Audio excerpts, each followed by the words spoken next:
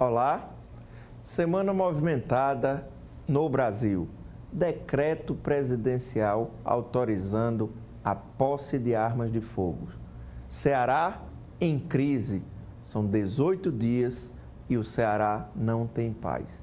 Para debater estes dois assuntos, o seu Segurança em Foco, o programa que melhor debate a questão da segurança em Alagoas, no Brasil e no mundo, está entrando no ar. E eu convido você a ficar com a gente hoje, pois temos um convidado especial, o Dr. Políbio Brandão, delegado da Polícia Federal e diretor regional da Associação de Delegados da Polícia Federal.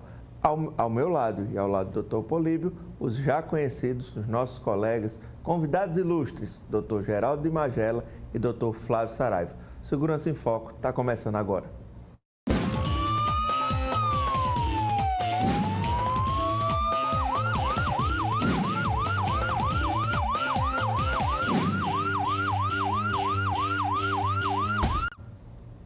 Olá, semana movimentada no Brasil com o decreto presidencial regulamentando a posse de arma de fogo. E este foi um tema que dividiu opiniões. Na verdade, já vem dividindo opiniões desde as vésperas da campanha eleitoral. E para tratar sobre este assunto, eu convido você a debater, a acompanhar o debate, que tem hoje a presença de um convidado ilustre, o Dr. Políbio Brandão. Seja bem-vindo, Dr. Políbio. Obrigado. Políbio é delegado da Polícia Federal e diretor regional da Associação de Delegados da Polícia Federal. Dr. Geraldo de Magela, Dr. Flávio Saraiva, consultor em segurança, historiador. Dr. Políbio, e este decreto, ele inicia uma corrida armamentícia no Brasil? Bom dia. Em primeiro lugar, agradecer o convite, né? Mais uma vez estar aqui com os colegas, debatendo a segurança pública. Acho que é muito importante a gente ter esse espaço, né? Conversar com a comunidade sobre os assuntos, porque muita coisa chega até as pessoas, mas acaba indo com um viés politizado e isso não é interessante, principalmente na área de segurança pública, né? Então, sobre o decreto presidencial, o decreto trouxe algumas inovações, né, no que pertine à posse de arma de fogo, mas não houve mudanças significativas do ponto de vista técnico, jurídico, vamos dizer assim, né? Houve ampliação do prazo da validade do registro de arma de fogo, de 5 para 10 anos, né? Mas os requisitos objetivos, eles permanecem, eles continuam. Então, para um cidadão ter uma arma de fogo, a posse da arma de fogo, ele precisa ter mais de 25 anos, isso continua. Ele precisa ter ocupação lícita, isso permanece. Ele precisa não ter antecedentes criminais nenhum, e isso permanece, né? Ele precisa comprovar a aptidão psicológica, através de uma avaliação psicotécnica, uma avaliação psicológica, isso permanece. Ele precisa comprovar a aptidão técnica para ter arma de fogo, que é o que é feito pelo instrutor de armamento e tiro, né? Então, a Polícia Federal atua nesse registro, né, no controle dessas atividades também, por exemplo, a formação dos instrutores, é a Polícia Federal quem faz, né? E, efetivamente, mudanças nevrálgicas, algo que mude diametralmente a figura da posse de arma de fogo, não aconteceu, né? Continua sendo algo bastante caro, né? Uma arma de fogo hoje, você não consegue comprar uma arma nova. Se você quiser comprar uma pistola, vai segurar entre 4, 5, 6 mil reais. Fora, né, o curso. Fora o custo do curso, né, de armamento e tiro que você vai ter que fazer, além do custo do psicólogo, né? As taxas não são tão caras, mas assim, esse custo indireto da arma de fogo, naturalmente, já é uma barreira, né? Então, você não imagina que qualquer pessoa possa conseguir adquirir uma arma de fogo legalmente. O nosso grande problema, na minha ótica, e como delegado de Polícia Federal, são as armas de fogo ilegais. Perfeito. Né? As armas de fogo ilegais que atravessam as fronteiras secas ou que vêm através de containers, dos contrabandos da vida através, né, das fronteiras com o Paraguai, basicamente a rota de armas de fogo vem do Brasil, Paraguai, Bolívia. Então, esse mal precisa ser combatido de forma bastante veemente, né? Precisamos resguardar as nossas fronteiras, precisamos ter uma fiscalização maior, e aí é com isso que a Polícia Federal tem discutido, principalmente a Associação dos Delegados, para a renovação do quadro. Precisamos de concurso público. Nós tínhamos em 2006, quando eu entrei na Polícia Federal, nós éramos aproximadamente 17 mil homens. Hoje a Polícia Federal tem mais de 10.500 entre aposentadorias, a grande maioria se aposentou, né? E não houve uma reposição de concurso público nos últimos anos, né? Nós ficamos 8 anos, perdemos aproximadamente 100 mil homens, perdemos aproximadamente 40% da força de trabalho. Muita gente. E as atribuições aumentando, né? Então esse é o nosso grande problema, é ter gente para poder atuar nessa fiscalização das fronteiras, né? Como um dos grandes problemas são as armas irregulares, o senhor acredita que possa ocorrer uma nova anistia para a regularização dessas armas? Essa é uma ideia do governo federal, né? Não foi mencionado no decreto, né? Porque a anistia teria que alterar a lei 10.826, né? Então vai ter que ter um processo legislativo que estabeleça esse período de anistia. A anistia aconteceu em 2003 até 2007, salvo engano, né? Foi o período da promulgação, né?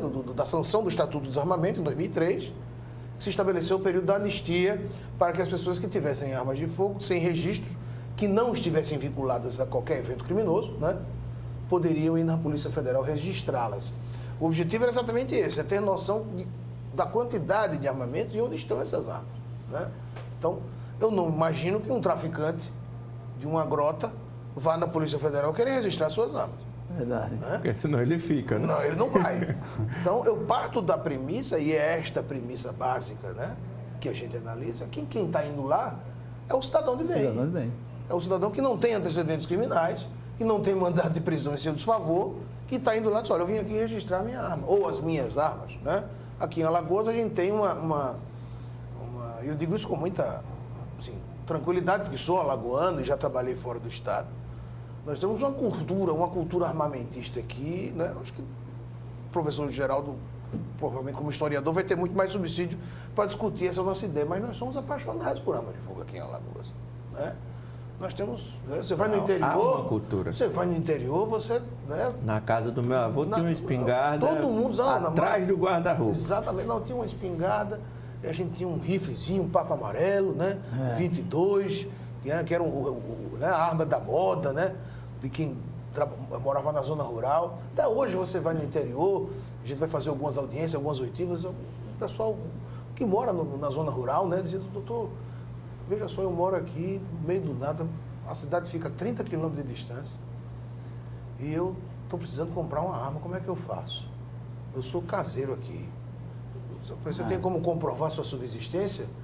Ele falou, não, doutor, o dono da fazenda que vem me pagar minha semanada aqui, é o dinheiro que eu compro as coisas e tal, mas eu consigo arrumar um revólver. Se chegar. Quer dizer, essas pessoas foram atendidas pelo decreto, né? Porque o decreto novo traz como efetiva necessidade o fato do cidadão morar em zona rural.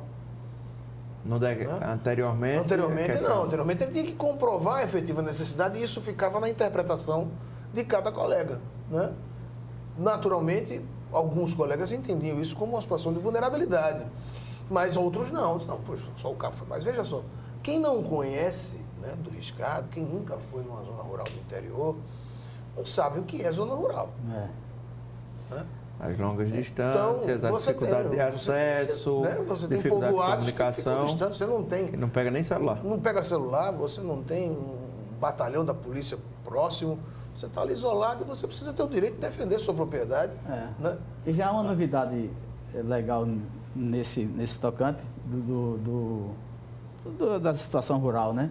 O proprietário ou o trabalhador de um imóvel rural, ele pode portar sua arma registrada nos limites da sua propriedade. No limite da propriedade, claro. Isso é uma coisa que também não é muito divulgada, né? O cidadão que vive no meio rural, ele tem esse direito de registrar sua arma e portar sua arma nos limites da sua propriedade. Doutor Magela, sua opinião. Olha, Está aberto uma corrida armamentista? Completamente, né? Completamente. Você mantém essa cultura? Não só a cultura, não, porque a cultura é uma coisa que já vem de longas datas, né? Você já sedimentou isso no É mau costume. mau costume. Você tem um lobby pesado, que é o lobby das armas, né?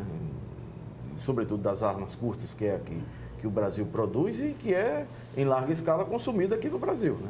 Porque a R-15 não é produzida aqui no Brasil, as armas mais automáticas não são produzidas nem são vendidas facilmente nas lojas, né, autorizadas. Então, um dos dilemas do Brasil, não de hoje, mas ao longo do tempo, é como o Estado se integrar. O Exército tem funções, a Polícia Federal tem outras funções, e essa comunicação entre o Exército, a Polícia Federal e as outras forças de segurança nos estados, quanto à questão do armamento. A fronteira é aberta, não há uma fronteira brasileira que você diga que há um Controle efetivo. controle efetivo, né? Então, tudo isso custa. Você não tem polícia barata, você não tem política de combate a armamento barato, não tem nada disso barato. A conta para a sociedade tem que ser dita. Você vai ter que pagar, a sociedade vai ter que pagar essa conta. Não é um discurso político fácil, eleitoral, vamos dar arma para todo mundo, para combater o MST, para combater o movimento social. Essa é uma baboseira. O fato é que segurança pública, assim como saúde e educação, é caro. Então a sociedade tem que ter consciência de que você vai ter que pagar. Na hora que você sai de 17 mil, o efetivo da Polícia Federal, e ele cai para pouco mais de 10 mil, você perdeu aí 40%. Não é só 40% que você perdeu 40% de um contingente de pessoas já qualificada ao longo dos anos. Isso tem um custo imenso, que é muito maior do que o salário em si. Mas uma das alegações é que é caro ter um policial federal. Mas não pode ser barato.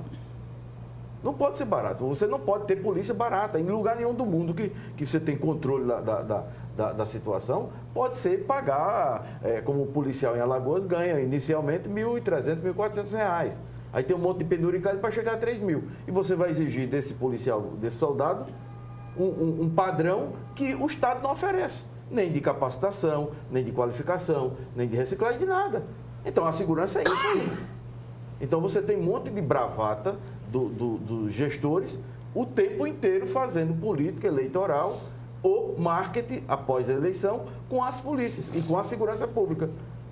Mas o objetivo certamente não foi esse, de você autorizar ou flexibilizar, que não há tanta flexibilização na história da posse de arma, para se combater Em si não mudou muita movimentos coisa. sociais. Isso não... Não, esse é o centro, né? Claro Esse que é o não. centro político o tempo Claro que inteiro. não. Na hora que o Bolsonaro fez toda a campanha dele, não só a campanha, ele vem falando há bastante tempo, e concretizou na campanha, isso é um sinal. Esse é o sinal de uma a defesa da campanha que ele vai propriedade, levar. a defesa da propriedade Tá é um na lei. direito. É um direito, tá na é um Constituição. direito. Mas o que ocorre hoje é que o produtor rural, ele é invadido, simplesmente quem cria gado, tem fazendas invadidas por aqueles caminhões próprios, né, para transporte de animais. Animal. Eles chegam lá e levam tudo. E não é o MST. E não é, né, MST. Não é o MST. Eles entram em fazendas e levam as máquinas, mas são máquinas pequenas de Tem um nome, esse tipo milhares de crime de roubo de gado é Abigeato. Abigeato. Mas, Flávio, a polícia, Então, esse mapeamento... Isso você não pode transformar o direito de um cidadão numa coisa ideológica. Não é ideológica. Quem colocou a ideologia nisso aí o tempo inteiro foi o Bolsonaro. O tempo inteiro. Se tem uma coisa que é essencialmente ideológica, quando se fala de ideologia, o sujeito só acha que ideologia é de esquerda. O Brasil vive nada mais ideologizado do que nós estamos vendo nesses últimos tempos. A ideologia, para mim, não é mal nem se tratar de ideologia, não. O problema é político. Eu nunca imaginei, por exemplo, existe essa teoria da conspiração, que todo governo que pretende ser totalitário, primeiro ele desarma a população. Eu nunca pretendi acreditar nisso. E apesar de existir fatos sobre isso. Agora, transformar isso, o direito de um cidadão, numa decisão... Eu acho que, por exemplo, na hora que você entra na propriedade... Do outro... Não, você roubou o gado, roubou a máquina, etc. É a mesma coisa. Semelhante situação, você está na sua casa e o cara vai lá e rouba a tua casa, rouba o teu carro na rua, etc. São furtos ou roubos que ocorrem na área rural e na área urbana. Queima, destrói toda a fazenda. O discurso de todo esse gado. discurso, quando você vai para a estatística disso, é ponto. É ponto. Por exemplo, Alagoas teve, em 2000, quando o Brasil completou 500 anos, cerca de 500 ocupações. No Brasil, Alagoas foi 160 e poucas ocupações. Quantas propriedades foram destruídas em Alagoas? Muito mais discurso do que propriamente efetivado a destruição. Por exemplo, um jornalista, eu acho que foi o Mozart Luna, que ele publicou uma matéria que o MST tinha ocupado, tinha feito isso em Joaquim Gomes, etc., tinha sequestrado, etc. Sabe qual é o sequestro? O líder do MST lá na região, que não era nem do MST, era do outro movimento, ligou para mim, eu era secretário de Estado. Eu liguei para o Coronel Ronaldo e para o secretário Mário Pedro. Como é que eu sequestro alguém e ligo? Só, tá aqui o tratorista que estava enterrando uma pessoa na propriedade. Então, foi tratado o tempo inteiro como sequestro. Porque você tinha que... Aí é o caráter ideológico. Você tinha o tempo inteiro de dizer que você em terra estava matando, estava sequestrando. Então, como sequestra isso? O cara não pediu o resgate, ligou para mim, eu liguei para o comandante e encontraram o sujeito. Então, você tem um monte dessas situações que estão dentro desse caldeirão da disputa política, da disputa ideológica. Só que a questão do armamento, o problema central talvez não seja esse. O problema central são as fronteiras. É como você tirar a R-15 e todas essas armas de guerra que estão no território brasileiro e estão sendo usadas. Mas hoje a R-15, essas armas de grosso calibre e de uso exclusivo, elas são em locais pontuais, que é a criminalidade pontual ou está espalhada? Não, está espalhado. Isso era, vamos chamar assim, privilégio dos traficantes de drogas do Rio de Janeiro, né? Foram os primeiros, anos 80, os anos 70, a utilizar essas armas de grosso calibre, fuzil, 556, 762. Mas hoje você vê assaltantes de banco aqui no interior do Nordeste, 1,50, um tripé em cima do carro. Tipo do Maranhão, né? O Maranhão, no interior do Nordeste, né? O interior do Nordeste tem sofrido. Teve episódio do ano passado, né? Do Ceará. Que a Polícia Federal conseguiu de Salgueiro, né? Salgueiro. A Polícia Federal conseguiu debelar. Os camaradas iam assaltar aquele avião, né? O avião De trazia o transporte. dinheiro, né? Do transporte de valores e tudo mais. Quer dizer, existe essa problemática da segurança pública, naturalmente não será resolvida com esse decreto, né? Não adianta nem a gente imaginar isso, né? Há outras ações muito mais importantes que precisam ser feitas. Como quais? Para que a gente comece a fazer um contra-ataque, né? Quais ações? Primeiro, investir em pessoal e concurso público. A primeira coisa que precisa fazer, né? Precisamos... Mas o discurso hoje também não é de menos Estado. Não. Inclusive, o próprio orçamento da União foi aprovado, né? Na questão do custeio, né? Que para mim não é custeio, para mim é investimento, né? Mas na rubrica é custeio, né? Os pagamentos de servidores públicos. Não haverá nenhuma contingenciamento esse ano, né? Isso já é, para nós, da Polícia Federal, uma notícia bastante alvissareira, porque nos últimos 10 anos nós tivemos sequencialmente restrições orçamentárias na Polícia Federal. O nosso orçamento é o mesmo desde 2011. E a inflação de 2011 para cá chegou perto de 50%.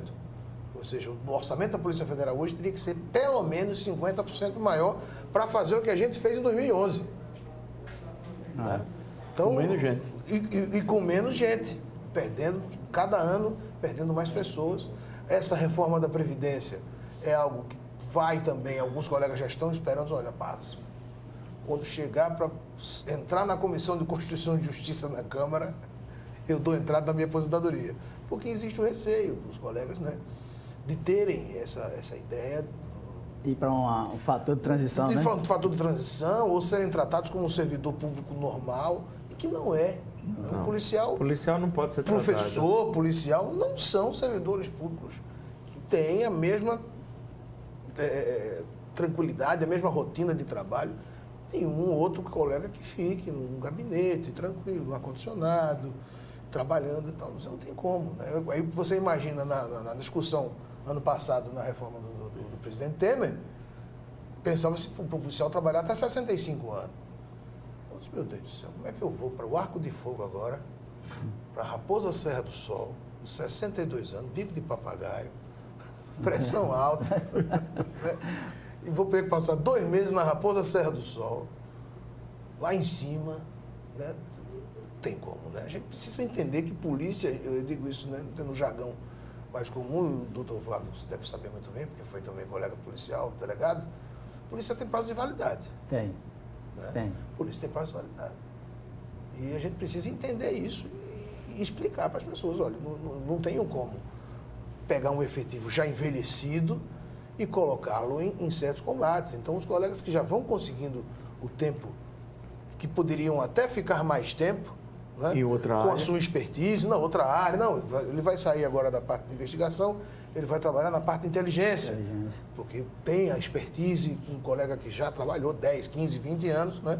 Mas ele prefere se aposentar do que se arriscar a ter que entrar num fator previdenciário ou uma redução de benefício, ou perder paridade, ou perder integralidade, ou coisa do tipo. Então, essa é a grande... Assim, a discussão da segurança pública, ela passa também por isso, pela valorização do policial. Foi o que o professor Geraldo Magela falou também. Você não pode imaginar um policial militar que trabalha no enfrentamento direto com a criminalidade, é o primeiro elemento, né, eu falo do diamante, da persecução penal, é o primeiro elemento que chega no local do crime, basicamente, né, o policial militar, porque ele está fazendo a ronda, né, é quem dá a voz de prisão em flagrante.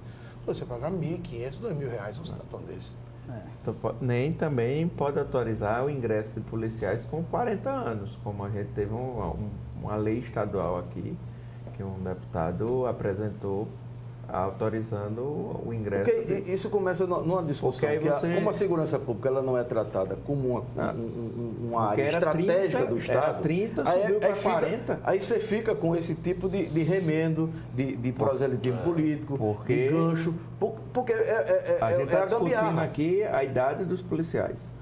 Você, acredito eu, um policial com 55 anos vai ter dificuldade. Então, se o cara está entrando com 40 e com 15 anos de serviço, ele já vai ter uma dificuldade para o exercício. Isso no caso do policiamento ostensivo. Já vai ter uma dificuldade para a atuação dele em loco, como o doutor Políbio fala, em relação a estar presente ali na hora do então, na realidade, combate. O que a gente tem lutado nos últimos anos, né, é que se dê um tratamento à segurança pública separado de ideologia política, porque todo mundo sofre quando a segurança pública vai mal. Quem tem ideologia de esquerda sofre, quem tem ideologia de direita também sofre. Porque o assaltante, não escolhe. Ele não escolhe. Esse camarada vota na esquerda. Eu não vou assaltar a casa dele, não. Não, ele vai procurar onde está mais fácil. Ele vai trabalhar onde não tem policiamento ostensivo, né? Então, todo mundo sofre. Então, o que a gente precisa é tirar esse viés ideológico do trato da segurança pública, né? Garantir aos policiais que eles estarão na rua e terão respaldo da administração pública caso entre em algum enfrentamento ou coisa do tipo, que não acontecia antes, né? Os colegas policiais, por exemplo, se você se envolvesse num acidente com a viatura, você tinha que pagar a viatura numa perseguição. Eu estou numa perseguição policial. Quebrar para-brisas. A Polícia Civil chegar a registrar procedimento porque um para-brisa... Não, tiroteio. Às vezes você está numa situação de confronto e você não vai esperar, não, vou descer do carro. Você atira de dentro do carro mesmo. Tem que atirar dentro do carro. E o para-brisa explodiu. Os colegas chegavam com o para-brisa lá quebrado. Não, pessoal, não, veja bem, nós temos determinação do governo federal de instaurar um procedimento. O cara disse, rapaz, eu ia morrer. O vagabundo atirou em mim. Eu me defendi. Quer dizer, o direito penal me dá o direito da legítima defesa desde 1941. Que isso está no Código Penal. E eu vou ter que pagar patrimônio da União? Porque eu exerci meu direito de autodefesa. Quer dizer, isso transformou os policiais. Prejuízo e prejudicou, inclusive, o enfrentamento da segurança pública. Porque você deixou o pessoal do crime vai para o Porto Seguro da omissão. Não entra, não. Vai para a omissão. A gente estava falando da posse. Será que esse decreto também não facilita uma discussão, um aprofundamento no debate em relação à posse? Ao porte. Ao porte? Não, veja bem, eu passei os últimos O Brasil está 3 próximo anos, de não, ter passei o os últimos porte? 3 anos na delegacia que analisava justamente esses critérios de posse e porte de arma de fogo. O porte, por definição, ele é de discricionariedade do superintendente da Polícia Federal em Alagoas. Para isso, para a posse, você precisa apresentar as informações da efetiva necessidade. Para o porte, não. Você precisa comprovar a efetiva necessidade através de uma demonstração de um risco fora do comum. Ou seja, todo mundo corre risco, né? Todos que estão aqui, que vivem em comunidade, correm risco. Algumas pessoas têm um risco diferenciado por conta de atividade. Por exemplo, não, eu sou... Policiais. Eu sou diretor... Não, os policiais já têm por conta de lei. Sim. Eu digo porte para defesa pessoal, né? Sim. Eu digo, não, eu trabalho numa empresa de segurança privada, né? Eu sou gerente, eu sou diretor, eu tenho aqui coletes à prova de bala, eu tenho munições, né? Então... Esse também tem direito Essas ao porte. pessoas, não tem direito. Se ele apresentar o requerimento e comprovar efetivamente isso, porque às vezes ele trabalha, mas não trabalha naquela unidade, né? Não, ele trabalha numa unidade aqui na beira da praia, não tem arma, não tem nada. A empresa tem, mas ele não tem. Então ele precisa comprovar, não apenas alegar a efetiva necessidade, e ele precisa comprovar. Além disso, não vincula, né? É uma discricionariedade, faz parte do poder discricionário da administração, né? Analisar o mérito administrativo, e isso tem sido feito. O número de portes não tem aumentado, né, no Brasil todo, os números continuam bastante baixos, assim, aqui em Alagoas a gente tem uma média de 20%, né, de deferimento. São pessoas que efetivamente comprovam a efetiva necessidade. Então muitas pessoas, algumas pessoas procuram, mas tem um pedido indeferido. Pequeno número. Você mantém a de cada posse, 10, 2 tem. Por aí. Por quê? Porque são pessoas que não comprovam. Dizem, não, eu sou comerciante. Eu disse, meu amigo, aí lascou.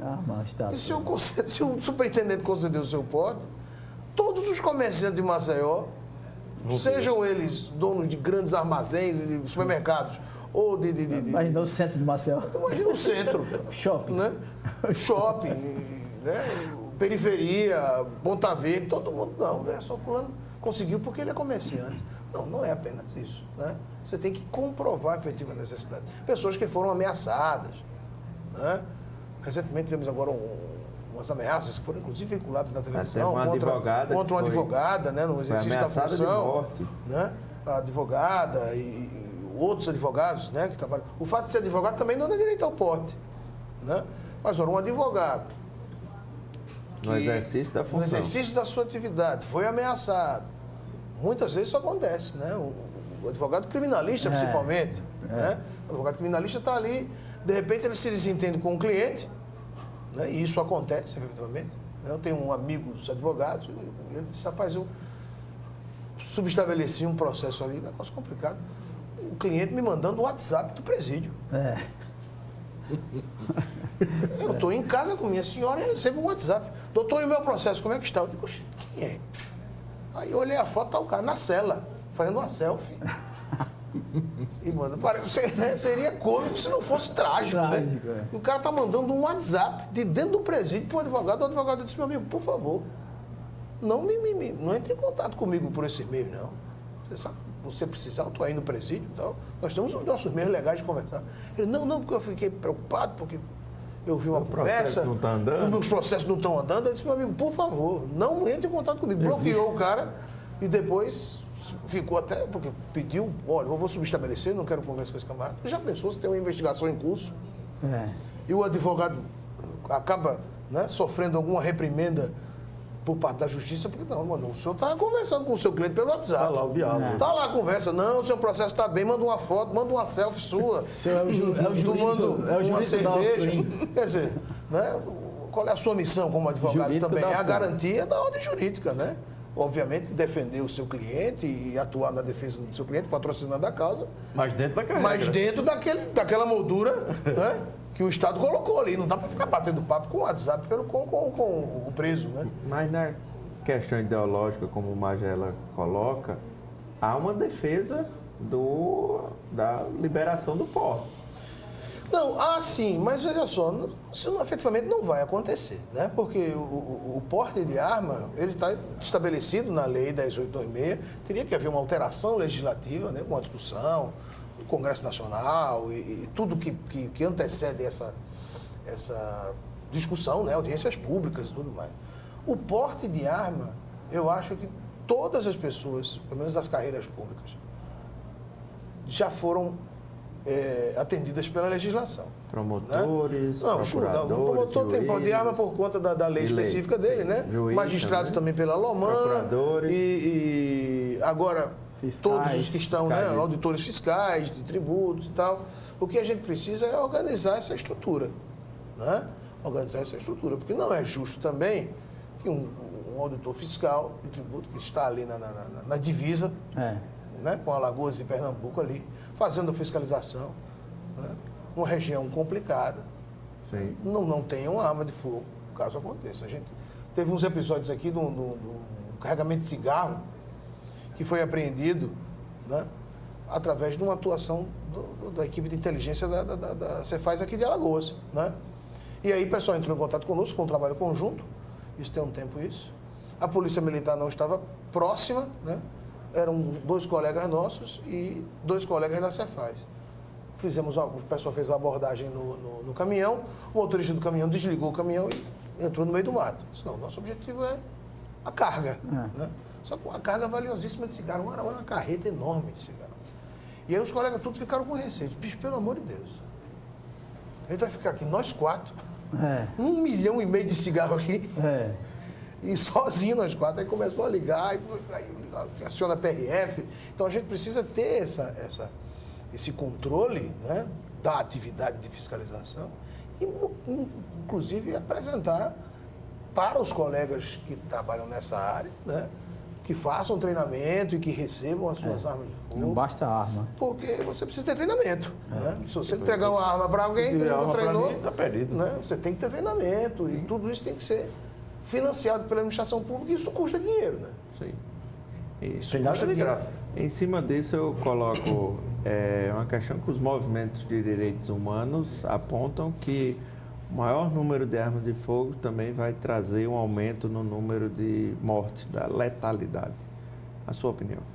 Veja só, eu parto do princípio que se esse fenômeno acontecesse, ele já viria acontecendo nos últimos anos. Né? O que a gente tem visto, um aumento do número de homicídios, né? Isso é fato. Um aumento do número de homicídios, 90% ligados ao tráfico de entorpecentes. Né? 90%. Então, você tem esse enfrentamento que está sendo feito, né? Às nossas vistas, né? A polícia vendo essa situação e com pouco recursos, parcos recursos, fazendo o que se pode fazer. Né? Eu acho que a primeira meta para a diminuição do número de homicídios no Brasil, que é um número espantoso, né? Nós matamos mais do que a Guerra Civil da Síria nos últimos 7 anos. Né? Morreu mais gente aqui por arma de fogo do que na Guerra Civil da Síria. Só por ano. Ano passado chegamos a perto de 70 mil. Né? Nós estamos falando de números enormes. Estamos falando de astronômicos. Astronômicos. Né? Se você imaginar uma média de 65 mil a cada 5 anos... Quantas cidades de Alagoas tem 65 mil habitantes? Não, a pergunta seria se há uma relação, assim, nas experiências do mundo, entre quantidade de arma e homicídio. Não. Até porque, por exemplo, se você analisar o próprio Brasil, né, o país que tem mais armas de fogo por pessoa, no índice, né, armas per capita, no Brasil é o Rio Grande do Sul. E que não é recordista em número de homicídios. Essa relação... ela não é direta. Ela não é a regra. É claro que você vai ter uma arma, né? Mas assim, não haverá uma corrida armamentista, até porque, eu digo, é um instrumento caro. O cidadão não vai ter condições, não. Vemos uma crise econômica, ele não pode esquecer, e ninguém vai deixar de... Cara, dizer, qual seria o custo básico hoje para uma arma de fogo? Sim. Você não vai gastar toda essa estrutura, você não vai gastar menos de R$5.000. Otimista. Se você quiser uma arma nacional... 38, 5 tiros. Ou um 38, 5 tiros, ou uma pistola 380, nacional com 5 mil reais. Quem é que pode dispor de 5 mil reais do seu orçamento? Né? Além das taxas, você tem que fazer o treinamento, Aí o tem exame pagamento de psicológico. taxas o exame anuais. Tem a taxa psicológico, geral, tudo isso. Tem é isso taxas mesmo. anuais também. Isso aí vai pra- Não, essa renovação ficou para 10 anos 10 anos. agora, Então, né? o custo da arma, mais todo o psicólogo, o curso com o psicólogo... No mínimo 5 mil reais. Se você conseguir uma arma de ocasião, ou se você for pegar uma arma nova, importada, coisas do tipo, você vai aumentar esse custo aí para 8, 9 mil reais. Né? O cidadão não tem condições. Quem tem condições é aquele cidadão que precisa defender o seu patrimônio ou coisa do tipo. Né? Então, quando você pega no Brasil, com a quantidade de homicídios, 63 mil ano passado, né? Essencialmente com arma de fogo, né? A quantidade e dessas armas de fogo, por exemplo, onde se tem pesquisa concreta, como no Rio de Janeiro, tanto a polícia quanto as organizações não governamentais indicam que essas armas de fogo são armas contrabandeadas, são armas ilegais. Então você tem... Eu acho que não é isso, não. As armas são nacionais, a maioria é revólver produzido no Brasil. Sim, mas são saem e voltam. são ilegais. Elas estão irregulares. Sim, são irregulares. É. Então, se você tem uma questão central como essa, que é o controle das armas, e o Brasil não tem esse controle, então esse é um ponto essencial da redução O Brasil do tem homicídio. cerca de controle de metade, não é isso, doutor Paulinho? Se estima em 17 milhões de armas. Mas olha só, nós temos 2 sistemas que controlam as armas de fogo no Brasil. Né? Quando foi criado o SINARME em 2003, que é da Polícia Federal, se manteve o SIGMA do Exército, né? Onde estão registradas as armas das Forças Armadas e as armas de colecionadores e atiradores desportivos, são chamados CACs, né? E caçadores também, tem as armas lá. Basicamente, o SINARME, né, tem as armas da população, né, as armas dos policiais federais e as armas das polícias civis no Brasil. Né? Ficam cadastradas no SINARME. Perfeito? Hoje, num número absoluto, nós estamos inclusive migrando o sistema para um novo sistema, que será o SINARME 2, né? Porque quando recebemos as informações do SINARME, nós recebemos 27 informações diferentes. Por quê? Porque o controle de armas de fogo ficava com as secretarias de segurança pública. Então, as secretarias de segurança pública mandaram para a gente. Então, você tinha armas que tem 8, 9 registros em 9 estados. É basicamente como funciona como o RG. Né? Se você quiser tirar 27 identidades, você tira no Brasil. 27 você tira. Então, o SINARME, desde 2003, passou a condensar esses registros, né? Analisando esses casos de duplicidade e tal. Então, hoje, no sistema, nós temos algo em torno de 8 milhões e 500 mil armas. Mas esse número é um número muito próximo da realidade, tá? É um número muito próximo da realidade, mas efetivamente não é um número real. Por isso que o governo federal imagina abrir um novo período de anistia, né? Para dizer aos cidadãos, olha, venha e traga a sua arma. E diga que ela existe, diga que ela existe e onde ela está. A gente precisa saber disso. Foi assim que o governo Lula fez em 2003, com o Estatuto do Desarmamento, e é assim que o atual governo está pensando em fazer. Olha, vamos estabelecer um prazo aqui, você tem 180 dias para comparecer à Polícia Federal ou à Delegacia de Polícia Civil, dizendo, olha, está aqui a minha arma, ela não tendo nenhuma vinculação a nenhum homicídio ou qualquer outro crime, né? O senhor vai ter o registro da sua arma por 10 anos. Inclusive, se imagina abrir mão, inclusive, até da taxa, para facilitar. Né?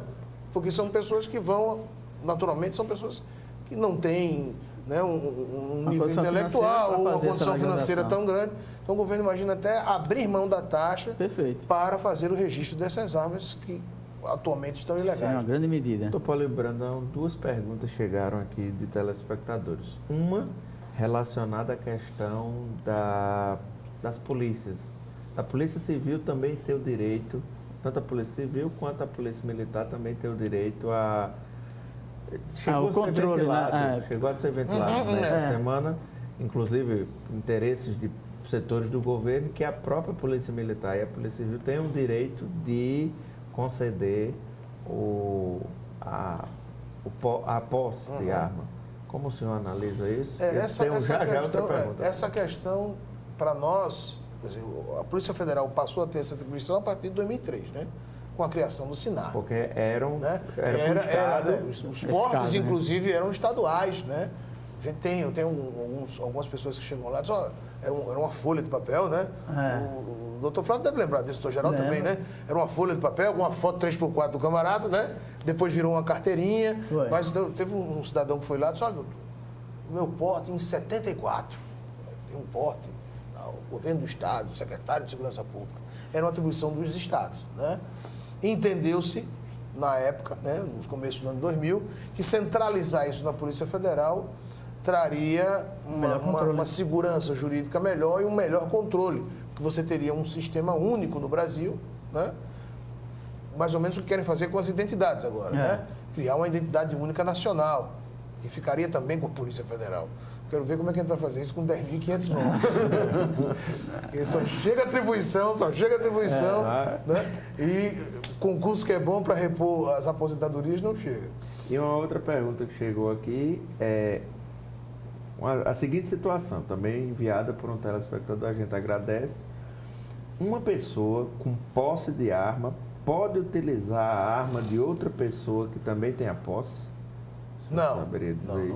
Na realidade, o uso é exclusivo. O uso é exclusivo para aquele endereço, né? Inclusive, vale a pena até a gente mencionar, o decreto presidencial autoriza a aquisição de até 4 armas com base naqueles critérios que estão ali. Da efetiva necessidade ou do número de homicídios em cidades acima de 10 homicídios por cada 100 mil, que é o Brasil todo. Que é o Brasil né? todo. O melhor índice é São Paulo, né? Que é você 10 acha, pontos. não, 10, morre tão pouca gente em São Paulo, né? Se não tivesse 30 milhões de pessoas em São Paulo, né? Então você está falando de 10 a cada 100 mil, faz uma regra de 3 aí para ver quantas mil almas morrem em São Paulo, né? Então o índice ainda é muito alto. Se falar 10 para São Paulo, tem 30 milhões de pessoas lá dentro, né? Então, além desses índices, essas questões das 4 armas, a Polícia Federal recentemente emitiu uma instrução normativa e já está reeditando a instrução normativa para manter essa análise da discricionariedade. Por quê? Porque quando, por exemplo, eu sou um cidadão comum, quero comprar uma arma de fogo. Eu vou até a loja, escolho o modelo da arma e tal, então tudo bem. Eu agora vá na Polícia Federal, apresenta as suas certidões, o requerimento, os documentos, ocupação lícita, tudo mais, e me venha com um documento que sai da polícia chamado autorização de compra, que é o documento assinado pelo delegado. Com autorização de compra, ele leva até a loja, né? E a loja apresenta o documento para ele. Ele pode tirar aquele revólver, aquela pistola da loja e levar para casa? Não. Ele volta na polícia, porque a loja diz, olha, a arma é tal, modelo tal, número de série tal, e aí a polícia emite uma guia de trânsito, que é o documento que vale para aquele dia. Ele diz, quando é que o senhor vai buscar a sua arma? Não, vou buscar amanhã. Então, dia 20, amanhã é 20? 19. Não, amanhã é 19. 19 de janeiro, o percurso que ele vai fazer com a arma, você para a loja onde é? É no centro? Então tá, o senhor vai sair do centro para a sua casa no Tabuleiro, não é isso? Então tá, o percurso vai ser esse. Centro, Fernandes Lima, do Valdo Góes Monteiro e sua casa. Né? Porque se esse camarada for pego com essa arma em Pioca, vou comemorar. isso é vou comemorar, vou dar tiro pra cima, eu comprei minha arma. Se ele for pego com essa arma em Pioca, você vai ver como é que você. Que caminho é esse pro Tabuleiro? Não, eu ia pegar aqui pela. Porque tem uma casa de praia. Pela casa da usina, né? Comemorar. Pela entrada nova da usina aqui, vai um caminho mais. Estava muito cheio de trânsito, quer dizer, ele vai dar desculpa dele. Mas isso é porte ilegal, né? Então, existe todo esse controle, né? A arma, o registro da arma está vinculado àquele endereço onde ele disse que a arma estaria. Se aquela arma foi encontrada num outro endereço, é posse irregular. E a discussão de ter o cofre ou não ter o cofre? Não, isso foi uma novidade do decreto também, né? O decreto estabeleceu que o cidadão tem que apresentar um documento e a gente vai ter que partir do princípio que ninguém vai fiscalizar isso. É. Né?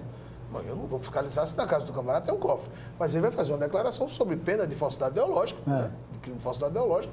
Ele vai fazer uma declaração afirmando que se na casa dele tiver crianças menores ou deficientes físicos, né, incapazes, ele tem um cofre ou uma caixa segura para a guarda dessa arma de fogo. Né? Mas é aquela história. O cidadão vai ter que se adequar, né? E a gente parte do princípio de que quem está indo ali é um cidadão de bem, que quer comprar uma arma de fogo e que não vai querer que a sua família seja vítima dela. Claro. Né? Então ele tem, o primeiro treinamento que ele precisa fazer com a arma é saber onde guardá-la. Perfeito. E lidar com isso somente se tiver crianças em casa. Mais um questionamento chegou do telespectador, é de uma pessoa pode usar a arma de outra pessoa? Pode usar uma arma de outra pessoa? Isso. Numa situação de quê? De perigo. De perigo? Não, se for uma situação de perigo real, o caso específico vai ser, né? Porque você tem até a possibilidade aí de legítima defesa, o estado de necessidade, ou coisa do tipo. Mas nas condições normais de temperatura e pressão, na CNTP, não. Ele vai usar a arma dele. Estou em casa, vi um movimento estranho, alguém pulou o muro da minha casa, alguém entrou na minha propriedade, né? Eu estou aqui, eu estou armado, vou utilizar a arma que está registrada em meu nome naquele endereço. Até porque ele foi o treinado, ele o avaliado. Ele recebeu o treinamento, ele é quem tem a avaliação psicológica positiva para poder portar arma de fogo. Né? A gente é convicto, tem gente que efetivamente não tem, né? Tem gente que não tem. Né? Em cima dessa questão de gente que não tem, casos envolvendo acidentes com armas de fogo, existe alguma estatística? Existe... Não, estatística, assim, que seja de conhecimento Como da Polícia Federal, deveria não. se preocupar, assim? Agora, sim. Desculpa, Olívio. E essa argumentação de quem é contrário, porque Eu estou trabalhando certamente nos dois setores, nos dois exatamente. sinais aqui. Não, eu não estou dizendo que você é contra o vapor. É assim, numa casa que tem piscina, possivelmente a piscina mate mais do que a arma, né? Ela é mais acessível, e na maioria das vezes.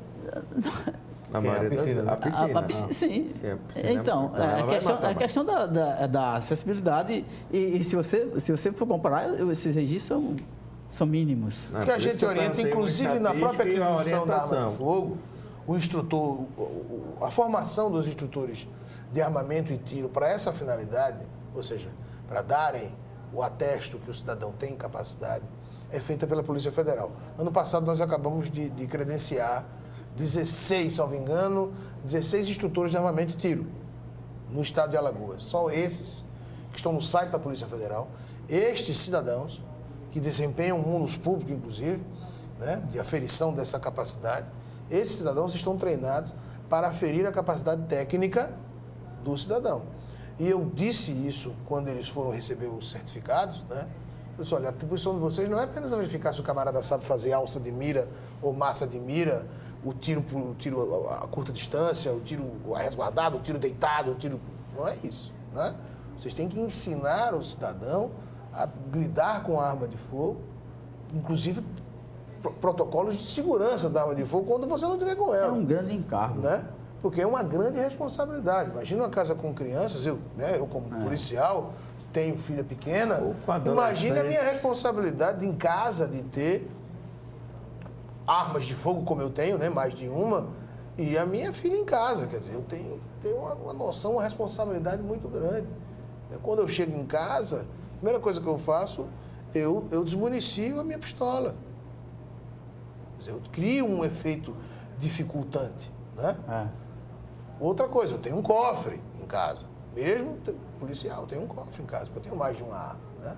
A senha do cofre é minha. Teve um dia que ela estava em casa, ela brincando, me viu mexendo no cofre e disse, papai, a senha desse cofre, eu preciso saber. Eu disse, não, você não precisa saber não da senha desse cofre, não. Você já sabe a senha do celular, você já sabe a senha do tablet, tá bom demais. A senha do cofre, não. Porque ela sabe, porque as suas armas estão aí, né, papai? Eu disse, aí só quem mexe é papai. Muito bem, quer dizer, esse senso de responsabilidade que você precisa ter. Você tem uma arma de fogo em casa, né? não pode ficar em todo qualquer lugar, como a gente vê, infelizmente, alguns episódios. Né? Teve um episódio agora, acho que ano passado, ou 2 anos atrás, que o menino levou a arma para a escola para mostrar para os amiguinhos, né? E acabou dando um disparo e matando uma criança que estava lá. Né? Então a gente precisa ter esse cuidado. Né? Agora, a gente não pode partir do princípio, da premissa de uma discussão louca de que todo cidadão que se apresentar na Polícia Federal para registrar sua arma de fogo é um serial killer em potencial. E vai sair matando as pessoas no shopping ou no barzinho. Isso aí não é verdade. Né? Essa criminalidade nossa, ela é bastante perceptível, né? E a gente sabe onde ela circunda. Né? Onde estão os crimes de morte aqui? Quem mata e quem morre. Quem mata e quem morre. A gente sabe no mapa da violência. Pode perguntar, o governo do Estado sabe. Todo sabe. Eu já fui em reuniões na Secretaria de Segurança Pública, está lá. Os Mapeado. bairros, vermelhinho, Perfil do criminoso, perfil da vítima. A ponta verde aqui já tinha o que é verde, amarelo. Quer dizer, a gente sabe onde se mata e onde se morre. Né? E naturalmente não é por armas de fogo, não são armas de fogo legais que estão ceifando as vidas das nossas pessoas, né? Dos nossos irmãos alagoanos. Uma última pergunta. O aumento, a maior circulação de armas de fogo, não também enfraqueceria a polícia? Isso é um outro argumento utilizado por quem é contrário a essa questão, a esse decreto presidencial? Não, porque não vai em cima não dessa vão linha, ele aumentar, já sabe não vai onde... haver circulação de armas, porque o porte não foi autorizado. Bandido, né? não legaliza a arma. E o bandido, o perpetrador do crime, ele não vai na polícia registrar a arma dele, né? Diz, olha, estou aqui, essa espingarda 12, eu vim aqui e tal, estou respondendo por tráfico, estou foragido, Mas eu vim aqui direito... na polícia porque eu quero responder. Ele não está preocupado com isso. Né? Quem está preocupado com isso, novamente, o que eu falo, é o cidadão de bem, é o camarada que mora na zona rural, é o cidadão que mora numa casa, porque infelizmente é a casa que ele pode morar, mas é uma região vermelha, mas ele é um cidadão de bem, é um trabalhador, e por vezes a sua casa já foi arrombada, né? Por vezes os traficantes fazem da sua esquina uma boca de fumo, né? E às vezes usam drogas, às vezes você não sabe disso, né? Quem trabalhou aí na periferia de Maceió, não estou indo longe não, eu estou indo aqui na periferia de Maceió, pessoas que têm que ficar dentro de casa, que não podem sair porque a sua porta, a sua esquina é uma boca de fumo, mas ele tem que morar ali, então eu não posso sair daqui. É uma casa cheia de grades já, né? Todo mundo gradeado. Não, é a arquitetura da insegurança. Né? É isso que a gente precisa criar. A gente precisa criar essa filosofia no sentido do estudo da necessidade da autodefesa, em primeiro lugar, que isso não seja criminalizado, né? Esse é o primeiro momento. E o segundo momento é trazer também elementos de segurança, né, para a pessoa que está portando arma de fogo, porque não necessariamente... o presidente liberou, vou ali na caça e pesca, vou ali no shopping, vou comprar uma arma e vou botar no supermercado, no Walmart, né, como é nos Estados Unidos. O cara vai no carrinho de feira, ele bota pão, carne, a munição de 9mm, a munição do fuzil, tudo junto no carrinho para passar Não é assim, né? A gente tem um controle e, naturalmente, casos que fujam dessa questão, né? Por exemplo, que a gente tem tido aqui em Alagoas, pelo menos no período em que eu fui chefe da delegacia, nós tínhamos uma relação muito direta com o juizado da violência doméstica. Né? Dr. Paulo Zacarias, que era o magistrado, não sei se ainda é, mas a gente tinha uma relação excelente. Qualquer situação de violência doméstica, ele me mandava por e-mail o ofício, solicitando informações se aquele cidadão tem arma de fogo registrada. Se tivesse, ele já determinava automaticamente a suspensão da posse judicial. Se tivesse porte, ele já caçava. Importantíssimo. Né? E determinando que o camarada entregasse a arma na campanha do desarmamento, aguardando naturalmente o julgamento do processo. Né? Mas como medida protetiva. Porque você tem uma situação de violência doméstica, você tem uma arma de fogo em casa, a possibilidade de acontecer um infortúnio é muito grande. Então, o Estado precisa estar atento para essas questões. E aí eu faço aqui um voto de louvor à vara da violência doméstica aqui do Estado, porque nós temos essa relação direta, os ofícios chegam rapidamente, nós, em alguns casos, a gente efetivamente já faz. O traço da cultura. Se o magistrado que não está com essa preocupação, porque ele acha que não vai acontecer isso. Doutor Paulo O cara já Saraiva é um falou, magistrado então, diferenciado. se esse fosse um procedimento Padrão, né? padrão, Isso, é então, padrão. aconteceu qualquer ato de violência, bateu na delegacia, pronto. Então, já consulta na Polícia Federal se o cara tem arma de fogo, então, que aí já caça porte, caça posse, etc. Então, isso deveria ser um Procedimento padrão. Sim. Doutor Políbio, o papo rendeu bastante, a gente entraria inclusive no outro tema, que era o tema do Ceará, mas como chegaram perguntas de telespectadores e o debate fluiu muito bem, ficará para um outro momento. Espero inclusive que esse momento não precise chegar e que essa crise no Ceará seja debelada e que esse decreto presidencial siga em cima dessa análise que o senhor fez, que nada vai mudar e que a tranquilidade melhorará na vida dos brasileiros. A gente deseja isso. Aproveito para agradecer o doutor Flávio Saraiva, doutor Geraldo Magelo, mais uma vez agradecer ao doutor Políbio Brandão, diretor da Associação Brasileira de Delegados da Polícia Federal. Agradecer a você que acompanhou por essa hora esse debate aqui no Segurança em Foco, que muito em breve estará com seu novo formato e vale a pena acompanhar e seguir na nossa audiência. A TV Mar agradece, reforçando que o novo formato terá o comando do Dr. Flávio Saraiva à frente do Segurança em Foco. Será uma grande missão. Bom debate, uma grande missão, mas eu sei que há muito tempo, já conheço a sua história e fama. Missão dada, missão cumprida. Agradeço a você que nos acompanha aqui na TV Mar e siga em nossa audiência. Muito obrigado.